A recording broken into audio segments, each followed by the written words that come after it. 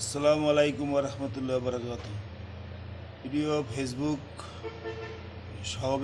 সহবিন্দু ভাইয়েরা আমার, আপনারা দেখেছেন ইদানিং একটি মহল, একটি চক্র দেশের ভাবমূর্তি নষ্ট করার জন্য প্রিভিউজ, খুন, ধর্ষণ, চাঁদাবাজি এবং ছিনতাইয়ের বিভিন্ন তারা ঘটনা ভিডিওগুলো দিতেছে।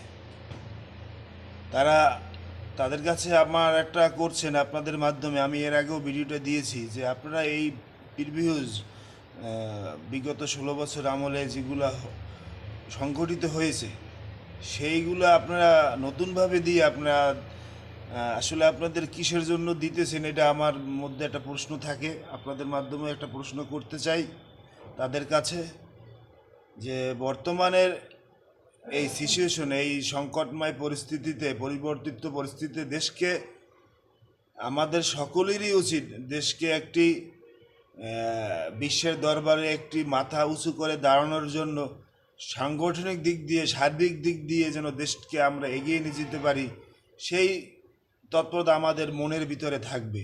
আর যারা এই কাজে নিয়োজিত আছে তাদেরকে আমরা সার্বিকভাবে দোয়া করতে পারি।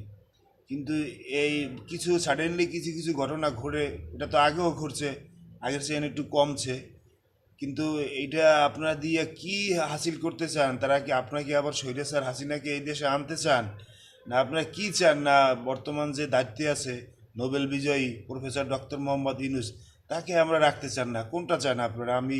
আমার মাথায় বোধগম্য হয় না যে বর্তমানে রাজাকার তো দুই চিনি, এক হচ্ছে 71-এর রাজাকার আর 24-এর রাজাকার। এখন এদেরকে আমরা কোন রাজাকার হিসাবে বলতে পারি? তারা কি 71-এর রাজাকার না 24-এর রাজাকার? এই কোশ্চেনটাও আমি আমার ফেসবুক ভাইদের কাছে করছেন রইল। আপনারা একটু জেনে নেবেন যে আসলে প্রিভিয়াস ভিডিওটা দিয়ে আমাদের কি লাভ। এই বলে আমার এই সংক্ষিপ্ত বক্তব্য শেষ করছি।